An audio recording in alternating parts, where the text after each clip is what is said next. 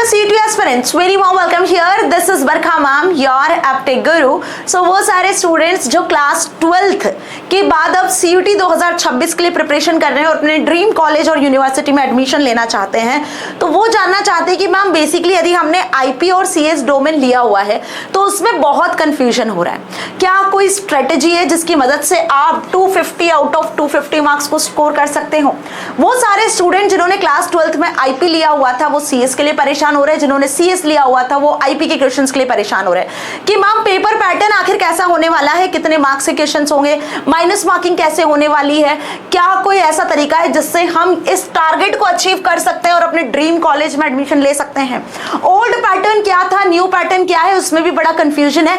तो सारे क्वेश्चन का आंसर लेकर आ चुकी है आपकी Barkha ma'am. Let's start the session. देखो CUT 2026 CS IP डोमेन वालों के लिए स्पेसिफिकली बात कर रही हूँ। 11 मई से आप लोगों के एग्जाम स्टार्ट हो चुके हैं और 31 मई तक आपके एग्जाम्स चलेंगे। तो ओवरऑल अगर हम मार्किंग स्कीम की बात करें, ध्यान से सुनना, चाहे वो स्टूडेंट ने क्लास 12th में IP लिया हो, CS लिया हो, बहुत से ऐसे बच्चे भी हैं जो क्लास 12th में IT AI पढ़ के भी CUT 2026 IP CS के साथ दे रहे हैं। तो सारे स्टूडेंट्स जो कि IP CS डोमेन के साथ में अपना CUT का एग्जाम क्लियर करना चाहते हैं, तो 11 मई से एग्जाम स्टार्ट हो चुके हैं, 31 मई तक चलेंगे। बहुत सारे बच्चों के एग्जाम्स होना अभी बाकी है और ये कंफ्यूजन बना हुआ है, ठीक है। तो टोटल MCQs आपको अपने होने वाले पेपर में दिखेंगे 50, ठीक है। 50 MCQs होंगे बेटा।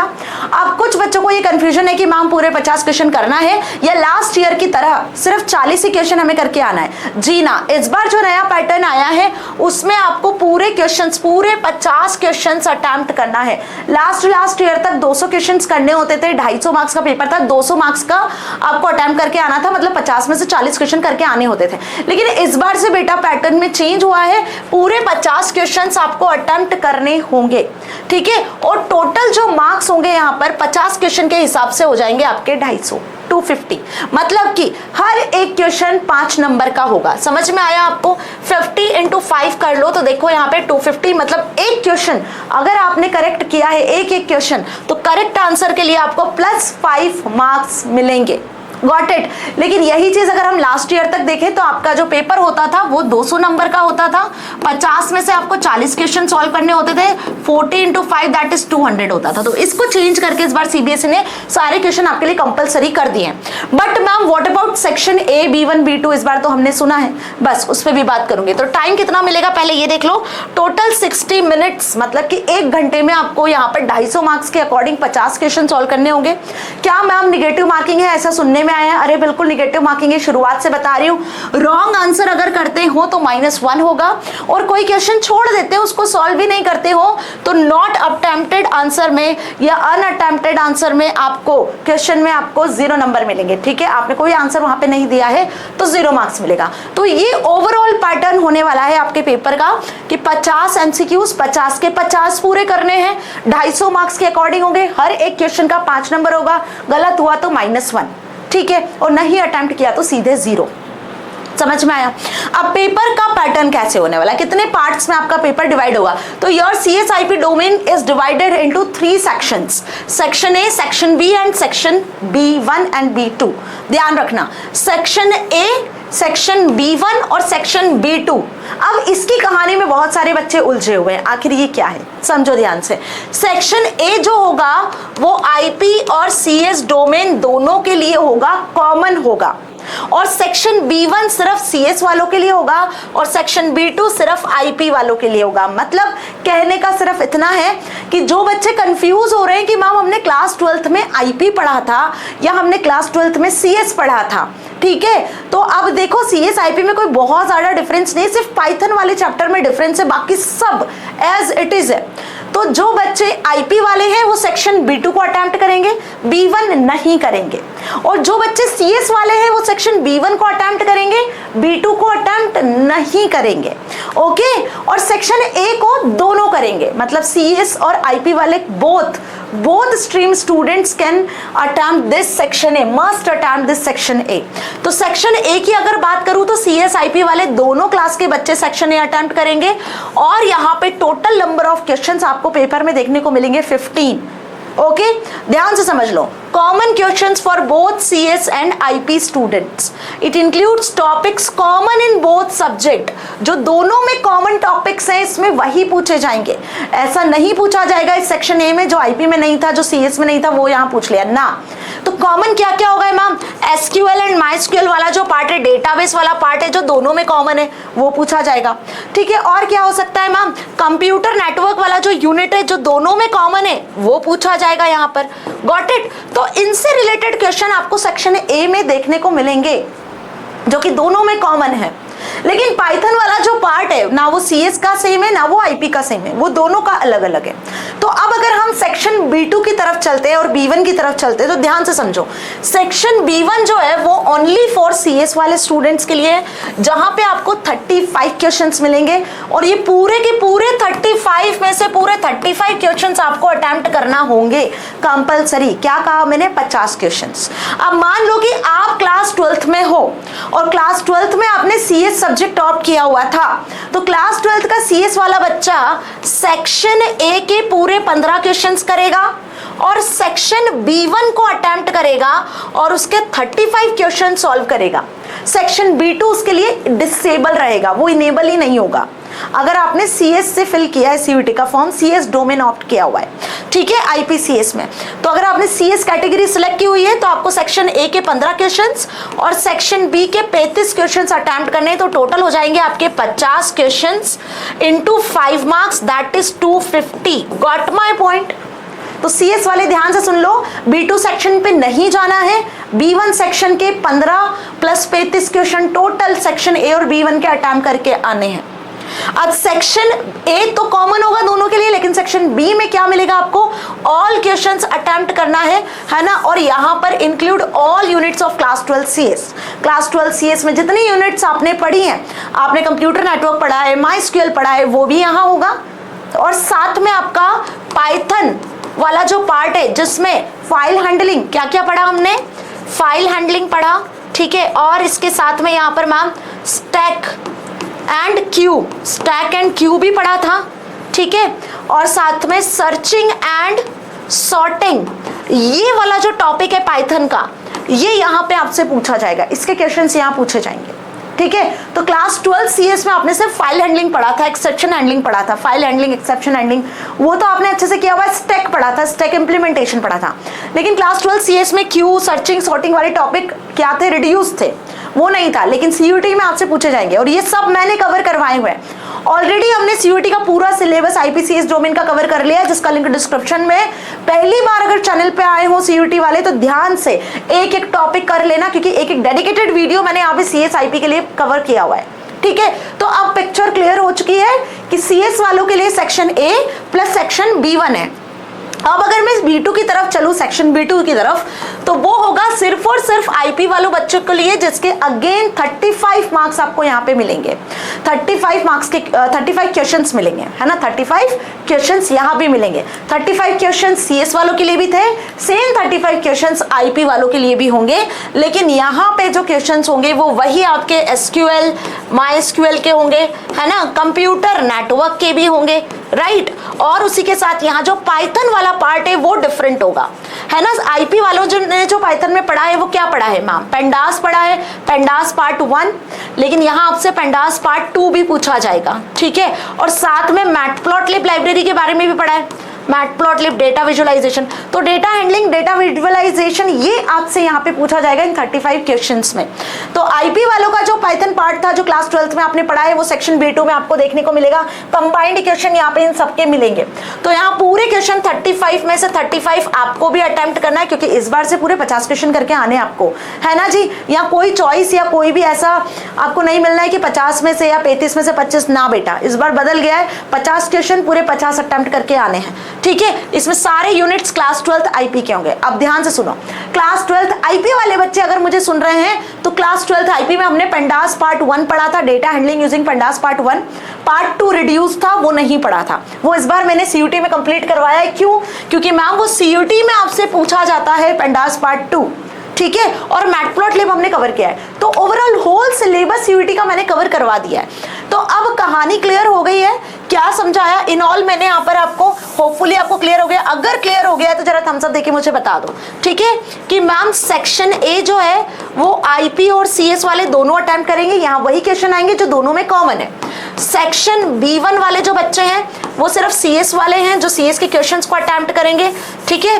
और सेक्शन B2 सिर्फ IP वालों के लिए होगा। तो जिन्होंने CS लिया है वो ये अटेम्प्ट करें, ये अटेम्प्ट नहीं करेंगे। जिन्होंने IP लिया है वो ये अटेम्प्ट करें, ये अटेम्प्ट नहीं करेंगे। यहां मिलेंगे टोटल कितने क्वेश्चंस बेटा जी? तो सेक्शन A में आपको मिलेंगे 15 question all compulsory. Section B1 B2 में 35 क्वेश्चंस मिलेंगे। या CS वाले ये अटेम्प्ट करेंगे और IP वाले जो है वो ये 15 और ये 35 क्वेश्चन को अटेम्प्ट करेंगे, ठीक है। समझ गए अच्छे से? अब कोई डाउट नहीं है। 35 15 50 होते हैं, 50 में से पूरे 50 क्वेश्चन करके आने होंगे। अब मैम आपने तो कहा माइनस मार्किंग भी होगी। अरे ऑफ कोर्स माइनस मार्किंग है, तो ध्यान रखना जिस क्वेश्चन में आपको डाउट लग रहा है उसे मत सॉल्व करना, क्योंकि माइनस मार्किंग हो जाएगी, ठीक है। -1 आने से अच्छा है कि 0 आ जाए। समझ में आया ना? तो अब एक एग्जाम्पल के तौर पे आपको यहाँ बताती हूँ कि कैसे आपका स्कोर कैलकुलेशन होने वाला है। बहुत केयरफुली इसे समझना, इससे आपके सारे डाउट क्लियर हो जाएंगे। क्या लिखा है? If you attempt all 50 questions. भाई 50 नंबर का तो पेपर हो रहा है मैम और पूरे 50 आपने अटेम्प्ट कर दिए, मान लो पूरे 50 अटेम्प्ट करके आ गए। अब उस 50 में से तो मैम 40 करेक्ट निकले। 50 में से क्या निकले? सिर्फ 40 क्वेश्चंस आपके करेक्ट है।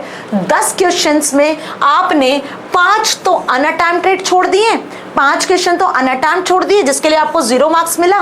मतलब 25 तो ऐसे गए आपके सीधे मार्क्स, ठीक है। और 5 आपने रॉन्ग आंसर कर दिए, तो 25 तो आपके सीधे कैसे कट हो गए? क्योंकि 5 नंबर का एक क्वेश्चन है, 5 5 25 आपके यहाँ पे चले गए मार्क्स, और 25 मार्क्स आपके यहाँ चले गए क्योंकि 5 गलत थे। अब क्या हो रही है बेटा? माइनस मार्किंग हो रही है। मतलब कि ये मानो 250 नंबर का अगर 250 मार्क्स का अगर पेपर है तो 25 25 50 200 नंबर आपको सिर्फ मिलेंगे। अब 200 में से 5 क्वेश्चन आपने गलत किए तो -5 हो जाएगा। तो 200 में से -5 हुआ तो कितने मार्क्स आएंगे आपको? 195। तो 250 में से आपके जो मार्क्स बनेंगे वो बनेंगे 195। तो इस तरीके से कैलकुलेशन होने वाला है। समझ में आया? तो बेसिकली मेरा कंसर्न सिर्फ इतना है कि जिन क्वेश्चंस में आप 100% श्योर हो, आपको लगेगा कि ये सही करेक्ट आंसर है, बेटा अटेम्प्ट करके आना। वैसे तो आप सारे क्वेश्चंस अटेम्प्ट करके आओ, है ना। जो नहीं बन रहे हैं, जो बिल्कुल आपको समझ में नहीं आ रहा है कि यार ये गलत हो सकता है या इसका आंसर गलत हो जाएगा, तो 0 मार्क्स, 0 मतलब अटेम्प्ट ही मत करना, 0 चल जाएगा। लेकिन -1 आए तो बेटा जी कहीं ना कहीं आपके सही आंसर के भी मार्क्स कट सकते हैं, वो 5 पे 1 माइनस मार्किंग हो जाएगी। तो इस तरीके के आपके मार्क्स कैलकुलेट हो जाएंगे। तो अब आपका यहाँ पर भी डाउट क्लियर हो गया कि आखिर माइनस मार्किंग होनी कैसे है, वो भी मैंने आपको बता दिया, ठीक है। अब एक इंपॉर्टेंट पॉइंट्स जो आपको ध्यान रखने हैं कि every correct answer gives 5 marks. हर करेक्ट आंसर पे आपको क्या मिल रहे हैं? 5 नंबर मिल रहे हैं। सो एक्यूरेसी मैटर्स अ लॉट। ध्यान रखना, accuracy matters a lot. Because of negative marking -1 avoid blind गेसिंग, है ना। आंख बंद करके वो जो अक्कड़ बक्कड़ बॉम्बे वो वाला काम है ना, वो मत करके आना। वो 12th तक तो चल गया, 12th तक तो हमने ये खेल लिया, लेकिन बेटा CUT में नहीं खेलना है, ठीक है। समझ गए? CSIP is one of the highest scoring CUT domain in if Python SQL networking and data handling are strong. अगर आपका पाइथन SQL डेटा हैंडलिंग अच्छे से आपने किया हुआ है तो आप यहाँ पे हाईएस्ट स्कोर कर सकते हो। कोई लार्ज कैलकुलेशन नहीं करना है, कॉन्सेप्ट स्ट्रॉन्ग है तो तुरंत करेक्ट आंसर को टिक करके आओगे। और उसके लिए सारे वीडियोस मैंने प्रोवाइड कर दिए हैं जिनके लिंक डिस्क्रिप्शन में है, ठीक है। तो yes of course dear children, आप देखो यहाँ पे हमने CUT 2026 CSIP का लेटेस्ट सिलेबस कुछ 12 दिन के लाइव सेशंस में कंप्लीट किया है। और ये पूरे 12 लाइव सेशन का लिंक, पूरे प्लेलिस्ट का लिंक डिस्क्रिप्शन में दिया हुआ है।